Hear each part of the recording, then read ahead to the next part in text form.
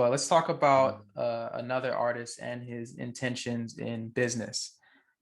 Mm. So I know this is a topic that you find interesting. So go ahead and cue us up, man. So yes, the artist known as JayZ, Mr. Sean Carter, has sold his streaming service to Tidal to Square, a financial service company co-founded by Twitter CEO Jack Dorsey. Square has purchased Tidal for 297 million reportedly, and it will operate independently alongside Square's other ventures. And so what I found interesting about this and a lot of the immediate reactions I got was how could JayZ, this man that's talking all this Black empowerment stuff, releasing songs like Black Entrepreneur with Pharrell and making you feel like, oh yeah, he's the owner, he's the CEO, he's trying to put artists on, turn around and sell the platform that he's been telling artists, hey, the music industry is not treating you guys correctly. We need to come here and make this business, build it the right way, and make sure that you're compensated correctly, as well as you have proper ownership of your music. How does that man who comes with that whole vision turn around and just sell the company? It's like, okay, are you being an entrepreneur, or are you being just not to call it, not to be so harsh, but a sellout in a way? And I had a lot of mixed feelings where I was like, man, he talks all that talk, but is he really about that life? And then I decided to go digging a little deeper, and I discovered that the deal hands control over to Square and Jack Dorsey, but the co-founders, Beyonce, Madonna, and Rihanna, they continue to be co-owners of Tidal, and they keep their remaining stakes. And Okay. then also under the terms of the deal, JayZ will join Square's board of directors. And that's a footnote, but I think that is a really major key, because you don't see a lot of Black people on boards of directors of major companies. And so what JayZ did here is he sold his stake, he got his money, but he also got a seat at the table to decide the financial future of a company like Square, which is a financial company in terms of directing and operating finances, but peer to peer. And I think that's a very low key rise up for a man that has a lot of low key rise ups and is very entrepreneurially minded. And it makes him, it takes him from also making his money, but also being in a position to actually control the fate of Tidal from the board of directors side. So he still retains a lot of power. And it reminds me a little bit of Sam Cooke, in the sense of not someone, not so much that because he sold the company, but he's still operating and is able to make influences on the direction of the company. Square's going to control the financial aspect of Tidal. So that is really important. And also his wife is still a co-owner, and so are some of the major artists that signed up to be co-owners. And so there's still a lot of influence that he has over the direction of the company. So to me, it's a sellout on paper, but when you look into the finer details, it's actually a very nuanced and low-key rise up. And Right. what do you think about that? Uh, yeah, I think that you did a very good job of summarizing it. I don't think that there's too much more that I could add. I just wanted to I actually had a question. I wanted to ask you, uh, Yeah. because I think a lot of people are frustrated with the sale, and I think Mm-hmm. that their uh, frustrations are rooted in one of the ideas that you talked about. You said that JayZ now has a seat at the table, and I think that a lot of people are looking at that as, well, you have a seat at the table, but like, what if you owned your own house, type of thing. So like, what do you think about that? What do you think about the notion of owning a segment or having some level of influence in I mean, let's be honest, the white company versus being the primary shareholder in a black one, or a self-owned company. So that's a really good point. And I think about famous African American business owners like a Madam C.J. Walker, who owned and um, as well as ran one of the most successful hair product companies of all time, and she was a juggernaut in terms of Black hair care products in her prime. And I think that it is always, typically, I believe it's better to own your products, especially, and to own companies, especially when I look to how, a really good movie that kind of touched on this was Good Hair by Chris Rock, and where he kind of showed the business side of hair care and Black hair care products. And he explained in the movie how between like the 70s and 80s, there were a lot of Black owned hair care product businesses that were absorbed by companies like Revlon, and became under their umbrella. And so the Black ownership aspect left the hands of the community, left the hands of the Black community, and was now under the umbrella of a different community that had just goals and aspirations to make money and didn't really care so much about the vision of trying to provide a good product for Black people. And I do ultimately have a problem with that. But I also understand that I think JayZ, I'm trying to think of the big picture. And so, although I have a problem with him selling the company and reducing the Black ownership footprint, I do think that still his wife owns a stake of the company. So the Black ownership aspect isn't completely gone. And he's trying to pivot himself in a position to affect more change. And I think because Square is a financial company, and I read somewhere that they are trying to ensure that artists are still compensated correctly, he's trying to make sure he has his hand in the pot while maybe trying to put himself in a position to do something else major with that $297 million check that he just got.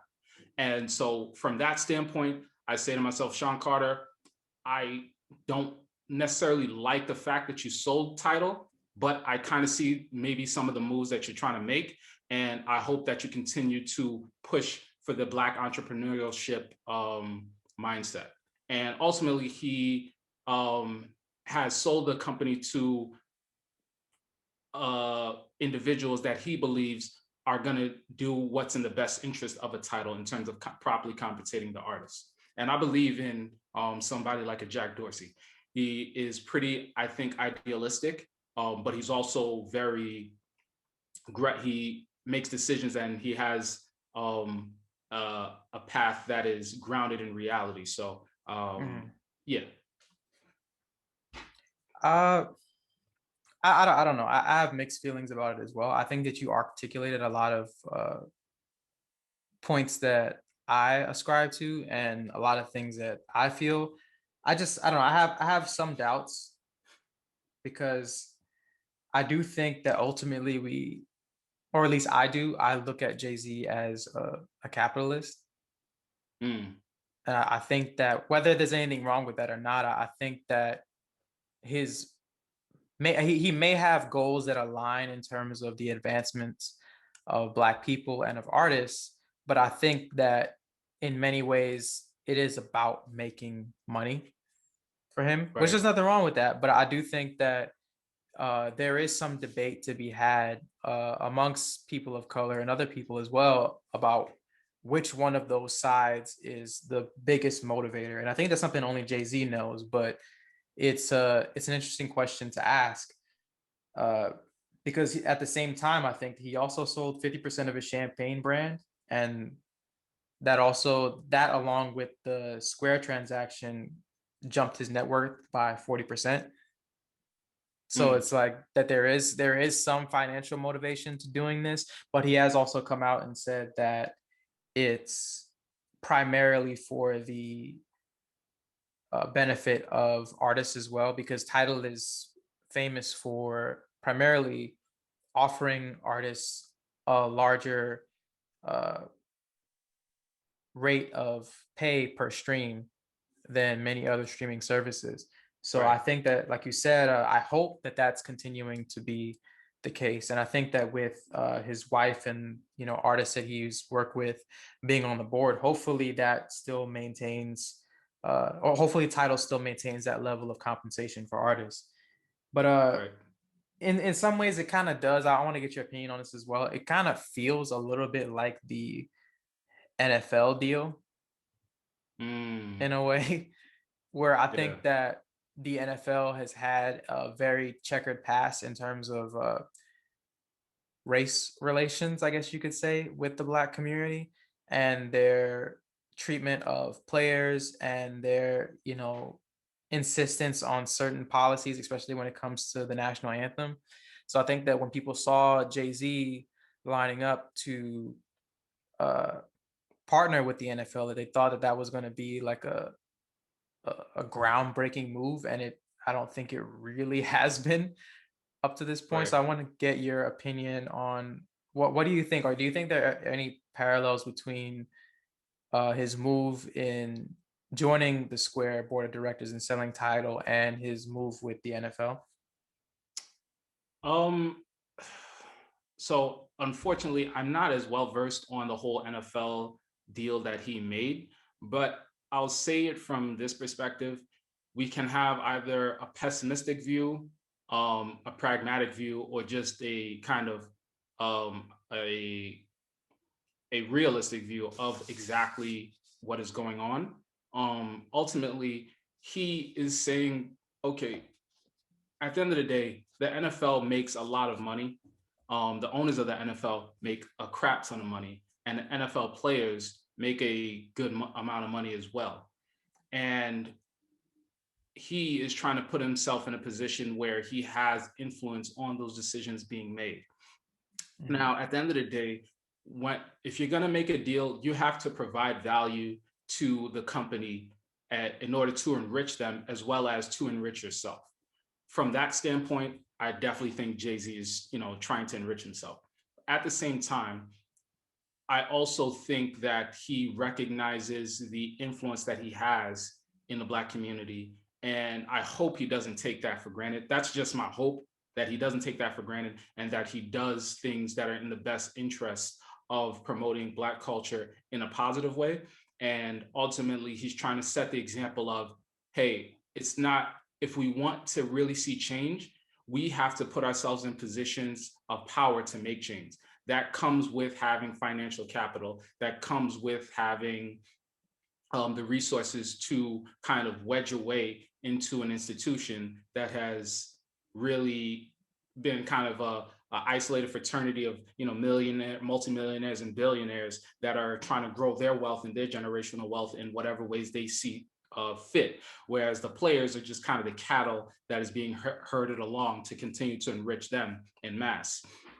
And so I see JayZ trying to interject himself into that equation, trying to be try to play the game by their rules essentially, and try to make decisions, hopefully, that are in the best interest of the players as well as the artists that work with him.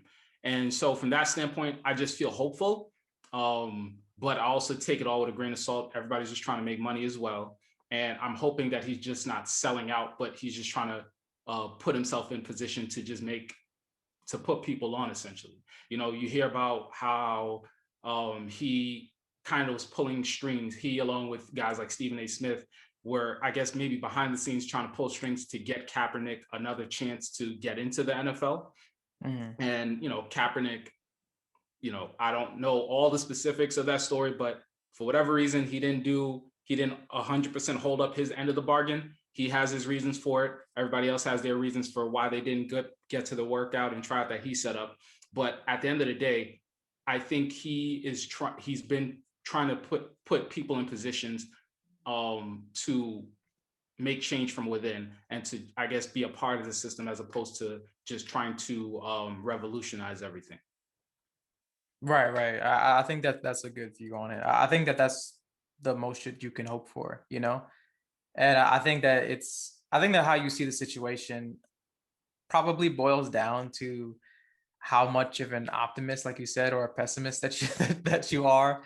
I think that Jay-Z's record of Yeah, public service in terms of his and his wife's contributions to the Black community are well documented and well appreciated. But I do think that there are some people right. that look at his business dealings sometimes and think that there is more self-interest than acting in the interests of the people at large. So I think that your perception of Tidal or the NFL deal is largely hinging upon your perception of Jay-Z and probably your outlook on these kinds of dealings as a whole, you know? Yeah, definitely.